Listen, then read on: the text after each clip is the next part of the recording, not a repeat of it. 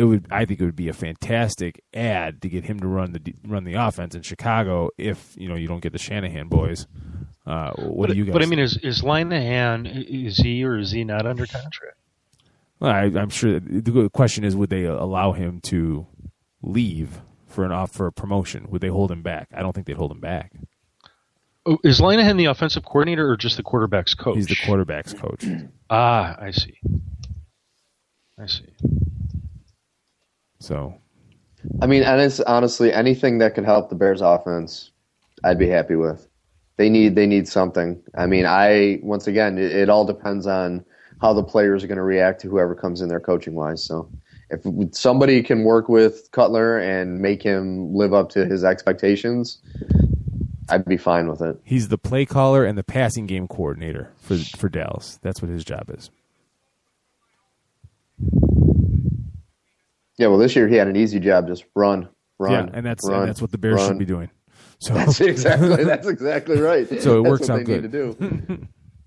All right, let's take a short break here in the second hour, and when we come back, we'll preview the conference championship games, and let's really hash these babies out here and give you our predictions for who's going to partake in Super Bowl. What are we on now? 49. What Super Bowl are we on? 49? Whatever. 40 whatever. We'll call it that. You're listening to 87 Sports Fans Live, the NFL Hour on Late Night Sports Radio.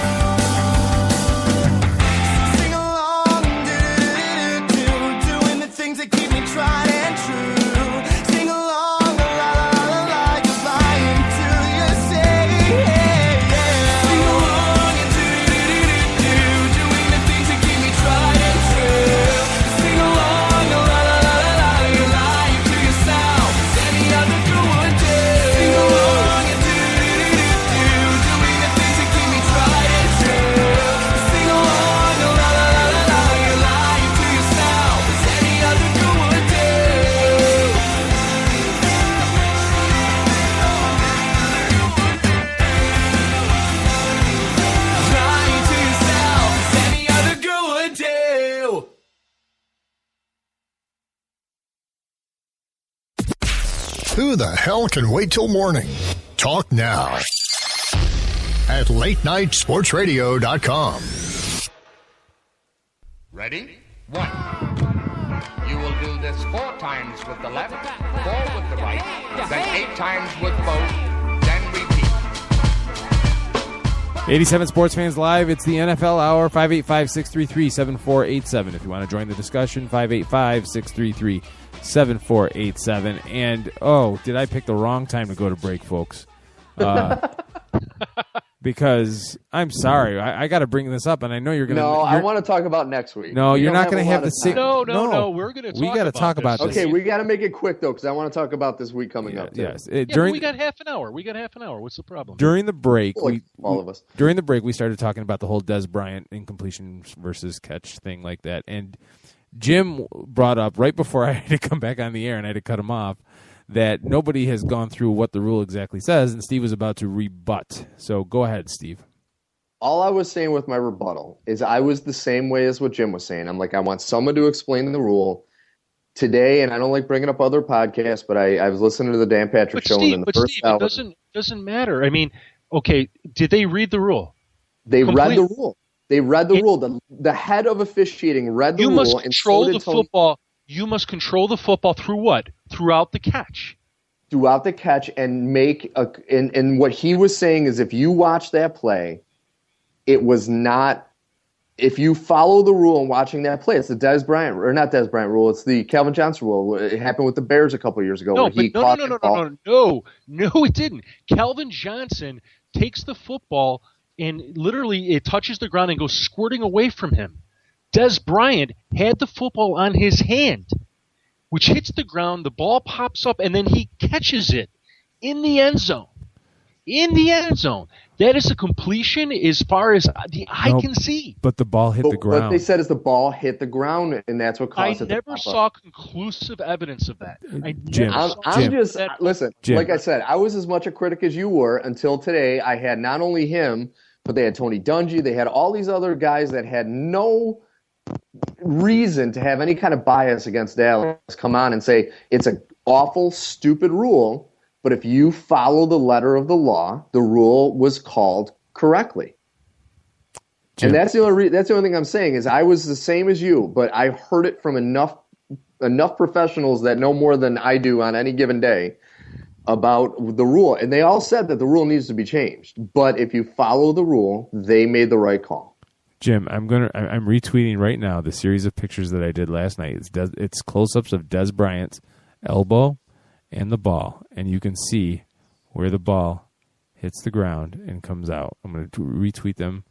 You can look at them at your leisure. On 87 Sports Fans? Or it's on the Late Night Sports Radio feed. I'm retweeting them right now. Okay. I'll check it out. But my point is, and you'll see this in the pictures that I'm retweeting right now, that his elbow hits first. So he's down. And the football's crossed the pylon. Well, regardless of that, right here. Forget about that right now. For argument's sake, if your elbow, the way that I understand the rule, if your elbow hits the ground, you're down, and the play is over. Correct? Yeah, I think the technicality here, because if this were a running back, and he sat there and he stuck his arm across and it crossed the goal line, and somebody punches the football out, they would call that a touchdown. I think the difference is they're trying to focus on a reception, confirming that it's a reception as opposed to a fumble.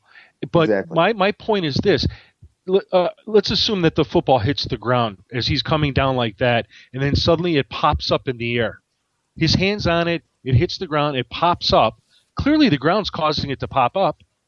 But he had his hand all over it, and then he catches it again? Well, what they're saying is I think it's a catch. It's whether you believe Dez Bryant was diving or whether you believe he was falling. Because if it doesn't matter. Yes, it does. It does not matter. Does the rule say diving? Does the rule say diving anywhere? The rule says you need to be making a football play. And what he said today, he's making a football play. He's making a football play. He's trying to catch a ball and extend for a touchdown. You have to take possession of the ball and then make an additional football move after that. Falling while you catch it.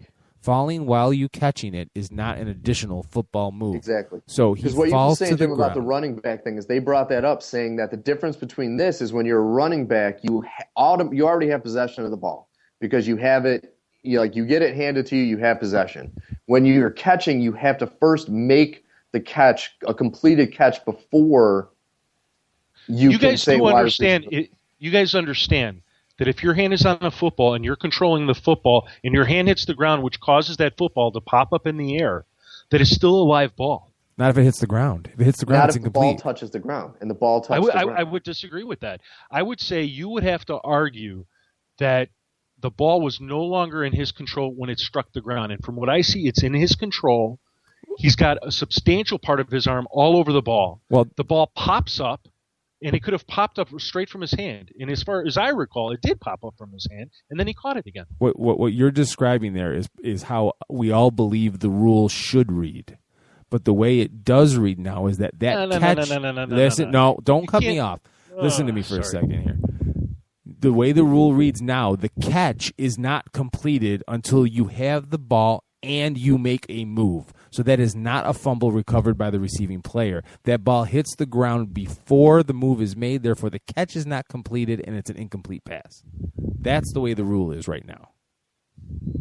All right. What you're arguing is saying that as soon as the ball is in control, that's a catch. That's the way the rule should be written and interpreted. Oh, sorry about that, guys. You all right? I thought you stubbed your toe or something. No, I'm trying to find the video. I mean, I understand the little clip and picture, which, by the way, the picture, all it shows is the ball. It doesn't even show it really striking the ground. It's hidden by the pylon, but you could see it there in picture 4 of 6. The ball is touching the ground. 3 of 6. See, 4 of 6, I'm not sure that it's touching it. It's still in his grasp. It's still in his control. Yeah, Again, I think it should have been a catch, but the way that the rule is written, it was interpreted. Because then if you look at picture 5 of 6, it is very abundantly clear that it's in his control. It's on its way out. Look at 6 of 6. It's on its way out. 6 of 6, I can't see. 6 of 6 is cut out. But that's okay. That's okay. Right, if it hits the referee... If he's squeezing the ball, trying to bring it into his control, and then the ground pops his arm up, pops the ball up, if it's a live ball. It's not completed at that point. It's not a completed pass yet. I disagree, but once again, and I said this during the break too, the Cowboys fans and players have nothing to complain about. If it walks like a duck and looks like a duck, it's a duck. The Ducks are losing. Not the NFL. It's a chicken. The Ducks are losing, by the way. The Ducks are losing. 35-20. But like I said, the Cowboys fans, you have a bad rule that was called correctly, where last week the only reason they won is they had 2 rules that were easy to call that were called incorrectly. You guys keep saying that it's a bad rule, so how would you change it? Because you're saying, Jim, you're right, it should be a catch, but it's not a catch. It's exactly. And the way the rules are designed is to take out any doubt. So if there's doubt, you say there's doubt. The rule's designed to take out doubt. So it's the same as the rule rule. Must be, then you must be saying this is an incomplete catch. You cannot say it's a bad rule. Like, it is a bad rule because the fact that you are not calling the pass completed because he didn't try to run with it afterwards is ridiculous. Because in a play like this where you're falling to the ground, you can catch and control the ball and not advance after you hit the ground. All right. So what aspect of this catch are you saying the rules should be different? Because you're sort of agreeing with me it's a catch. You're just saying, but they got it right with the rule. Well, no, that's I'm trying to understand. That's exactly what I'm saying, Jim. That's exactly what I'm saying. Bad? Because the rule prohibits that from being a catch because he didn't run after the ball, after he caught the ball.